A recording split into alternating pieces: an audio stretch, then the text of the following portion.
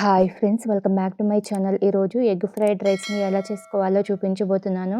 ఎప్పుడైనా egg rice తినాలనిపించినప్పుడు వేడివేడిగా ఇలా ఉల్లిపాయ ముక్కలతో తింటే చాలా రుచిగా ఉంటుంది. సింపుల్గా 10-15 నిమిషాల్లో చేసుకోవచ్చు. లంచ్లోకైనా డిన్నర్లోకైనా చేసుకోవచ్చు. చాలా టేస్టీగా ఉంటుంది. పిల్లలు కూడా చాలా ఇష్టంగా తింటారు. ఇలా చేసుకున్నామంటే అచ్చం ఫాస్ట్ ఫుడ్ సెంటర్లో టేస్ట్ లాగానే ఉంటుంది. తప్పకుండా ట్రై చేయండి. ఈ ఎగ్ రైస్ని ఎలా చేసుకోవాలో ప్రాసెస్ చూసేద్దాము. ముందుగా రైస్ని ఉడికించుకోవాలి, లేదా మిగిలిపోయిన అన్నంతో అయినా చేసుకోవచ్చు. అన్నాన్ని ఇలా ఉడికించుకొని ప్లేట్లోకి తీసుకొని చల్లారనివ్వాలి. 4 గుడ్లను తీసుకొని వీటిని పగలగొట్టుకొని ఒక బౌల్లోకి తీసుకోవాలి.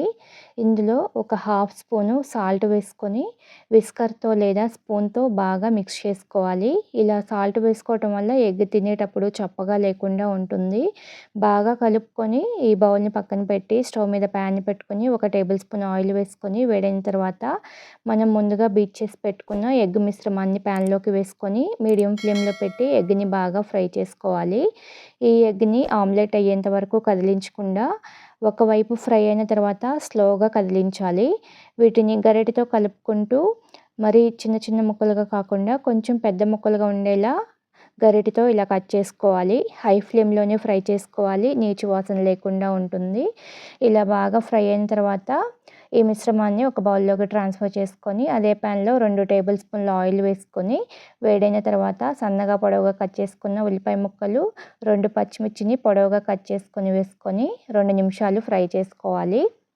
ఉల్లిపాయ ముక్కలు 2 నిమిషాలు వేయించుకున్న తర్వాత 1 స్పూన్ అల్లం వెల్లుల్లి పేస్ట్, కొంచెం కరివేపాకు వేసుకొని అల్లం వెల్లుల్లి పేస్ట్ పచ్చివాసన పోయేంత వరకు ఫ్రై చేసుకోవాలి. ఒకవేళ అల్లం వెల్లుల్లి పేస్ట్ లేకపోతే అల్లాన్ని వెల్లుల్లిని చిన్న చిన్న పీసెస్ లాగా కట్ చేసుకొని వేసుకోవచ్చు. ఇందులో చిన్నగా కట్ చేసుకున్న క్యారెట్ ముక్కలు, బీన్స్ ముక్కలు వేసుకొని హై ఫ్లేమ్లో ఫ్రై చేసుకోవాలి. కావాలంటే క్యాబేజ్ ముక్కలు, స్ప్రింగ్ ఆనియన్స్ కూడా వేసుకోవచ్చు. ఈ ముక్కలు ఎక్కువ వేగాల్సిన పని లేదండి. మధ్య మధ్యలో క్రంచీగా తగులుతూ ఉంటే బాగుంటుంది.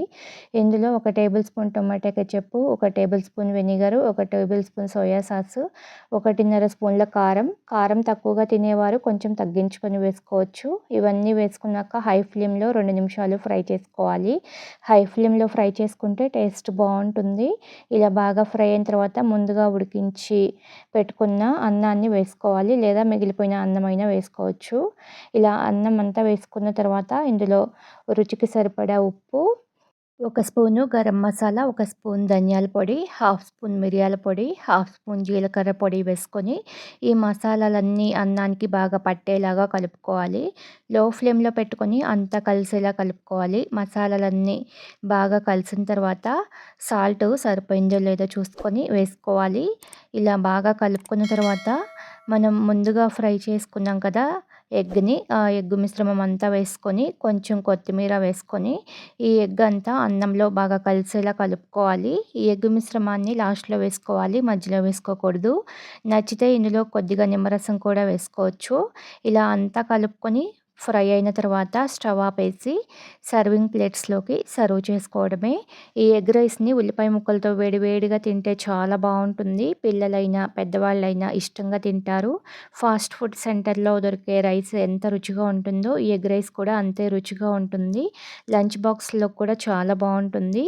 అన్నం మిగిలిపోయినప్పుడు కూడా ఇలా సింపుల్గా 10-15 నిమిషాల్లో చేసుకోవచ్చు. టేస్టీగా ఉంటుంది. ఈ ఎగ్ ఫ్రైడ్ రైస్ని మీరు కూడా చేసుకొని మీకు ఎలా వచ్చిందో కామెంట్ చేయండి. వీడియో నచ్చితే లైక్ చేయండి. మీ ఫ్రెండ్స్కి, రిలేటివ్స్కి షేర్ చేయండి. కొత్తగా చూస్తున్న వాళ్ళు ఛానల్ని సబ్స్క్రైబ్ చేసుకోండి. Thank you for watching.